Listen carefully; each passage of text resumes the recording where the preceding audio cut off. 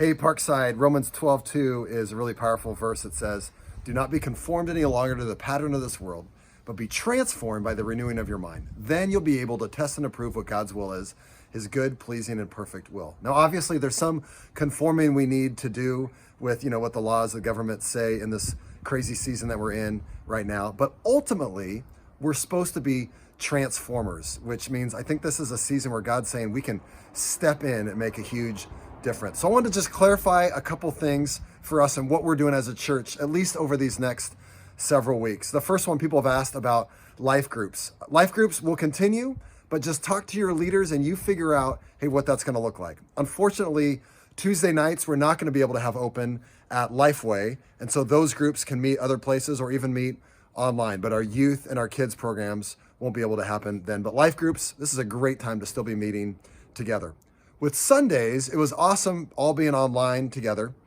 But starting next week, while we'll have social media presence, and I'm going to send out encouraging words regularly, and some of our staff will, hey, our desire is that we will start having church in homes all over the place. And just like I said this morning, that you would take the challenge. So first, you would pray for people in your neighborhood. We say around here, think friends, relatives, acquaintances, neighbors, coworkers, or classmates, and keep your eyes open. Think France. Who are a couple people in my life that maybe don't know God, and maybe some others that do, that you would start praying for them, that this would be an opportunity, they'd be open. And to say, first of all, hey, how has the coronavirus affected you? And are there ways that I can pray for you? Are there needs that maybe we can meet? But then through that conversation, also say, hey, on Sunday mornings, my church isn't meeting, so we're going to have a breakfast in our home, or if people aren't open to that, even saying, hey, we're going to do a thing online with a video chat, and wanted to invite you. We're going to spend some time eating and having fun together, but also praying a little bit. And then we're going to do a real simple study that I think your whole family would really enjoy and would be really encouraged by, specifically focused on kind of things that our culture is going through right now. And we're praying that our whole church, tons of people would say, we're going to do this, and that a season that we're not able to meet on Sundays, instead we would join what a huge part of the world is doing, of actually meeting in homes. And maybe God would really make us disciple makers and see some of the people who would never step foot in our church services on Sundays would come to your homes and lives would be transformed.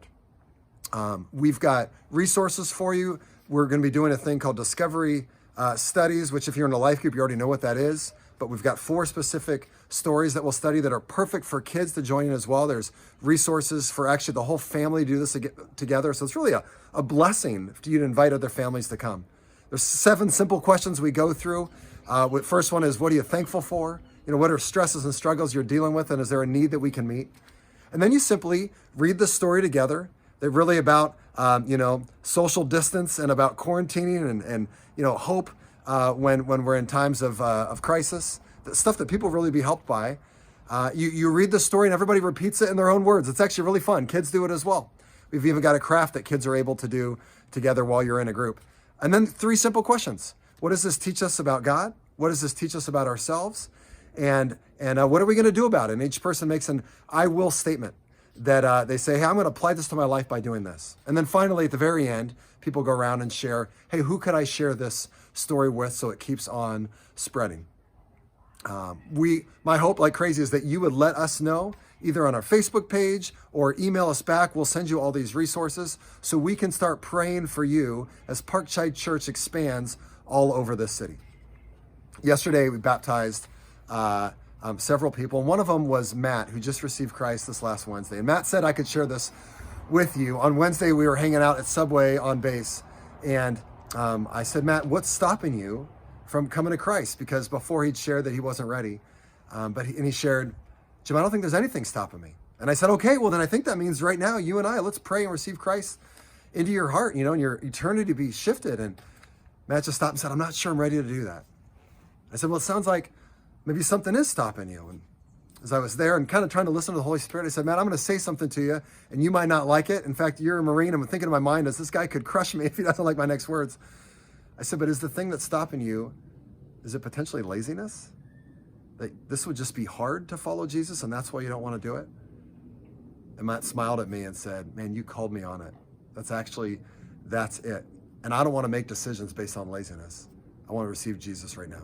And I just throw this out here. Could it be some of you guys, as you hear this option for us, if we're saying, hey, invite people in your neighborhood or friends and family to your house next Sunday?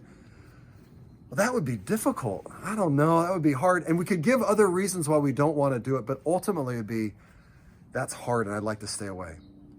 And when movements happen, and maybe God is setting a stage for us to be able to see a movement and redeeming a really difficult time, it's people stepping into hard things. I want to encourage you, would you at least try? Maybe dozens of us in our church, maybe more, would say, we're going to try this out, and maybe over these next several weeks, God will redeem it and do incredible things beyond what we could ever ask or imagine. I can't wait to come alongside you and encourage all of us in this journey as we join the rest of the world in this season right now, hey, bringing church to our homes. I'm proud of you. I love you all. I'm praying for you.